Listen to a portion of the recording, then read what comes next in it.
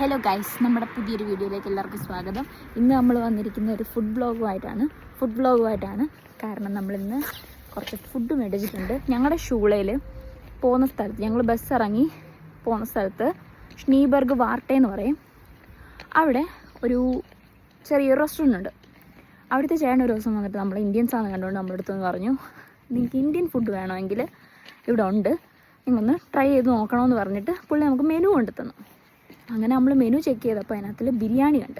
അപ്പോൾ നമ്മൾ മനസ്സിൽ വിചാരിച്ചു എന്തെങ്കിലും ഒരു ദിവസം ബിരിയാണി വാങ്ങാം, ഇപ്പോൾ പൈസ ഇല്ല, എന്തായാലും വാങ്ങാമെന്ന് വിചാരിച്ചു. അങ്ങനെ ഇരുന്നപ്പോഴാണ് ഇന്നലെ എൻ്റെ ഫ്രണ്ട് ഇതുപോലെ ബിരിയാണി അവിടെ നിന്ന് വാങ്ങിയിട്ട് അവൾ സ്റ്റോറി ഇട്ടു. കണ്ടപ്പോൾ നല്ല അടിപൊളി ബിരിയാണി. സത്യം പറഞ്ഞാൽ ഞാൻ ബിരിയാണി അങ്ങനെ കഴിക്കാത്ത ഒരാളാണ്, പക്ഷേ ഇവിടെ വന്നപ്പോൾ ഇതിനോടൊക്കെ കൊതിയായി.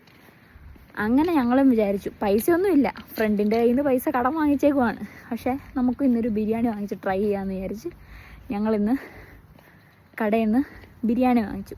ഇന്ത്യൻസ് ആണെന്ന് കണ്ടപ്പോൾ തന്നെ ആ ചേട്ടൻ നമ്മളോട് കാര്യമായിട്ട് കുറേ നേരം സംസാരിച്ചു. പുള്ളി നോർത്ത് ഇന്ത്യനാണ്, പഞ്ചാബിയാണ്.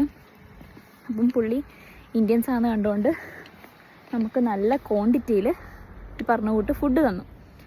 അങ്ങനെ റംദാനൊക്കെ അല്ലേ എന്നും പറഞ്ഞ് ഞങ്ങൾക്ക് 5 പേരുണ്ടായിരുന്നു. ഞങ്ങൾ 5 പേർക്കും പുള്ളിക്കാരൻ ജ്യൂസും തന്നു, ക്യാനിലെ ജ്യൂസും തന്നു.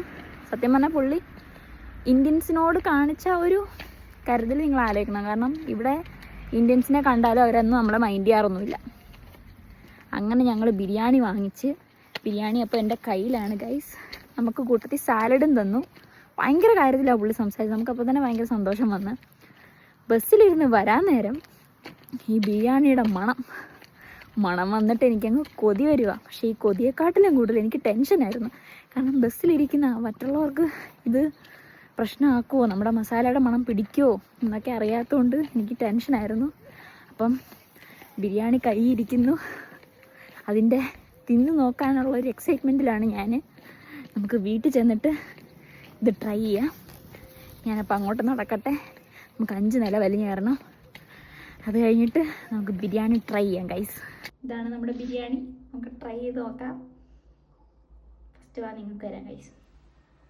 കളറ് കണ്ടോ?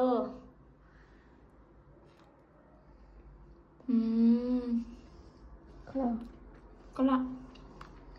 ഓ ഗൈസ്, ഞാൻ നാട്ടിലെത്തി.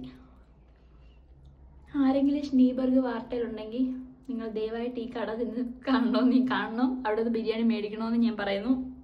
കടയുടെ ഡീറ്റെയിൽസ് ഞാൻ വീഡിയോയുടെ ലാസ്റ്റ് കൊടുക്കാം. അപ്പോൾ ഓക്കെ ഗൈസ്, ഞാൻ ഇതുപോയി തിന്ന് തീർക്കട്ടെ. Bye, choose.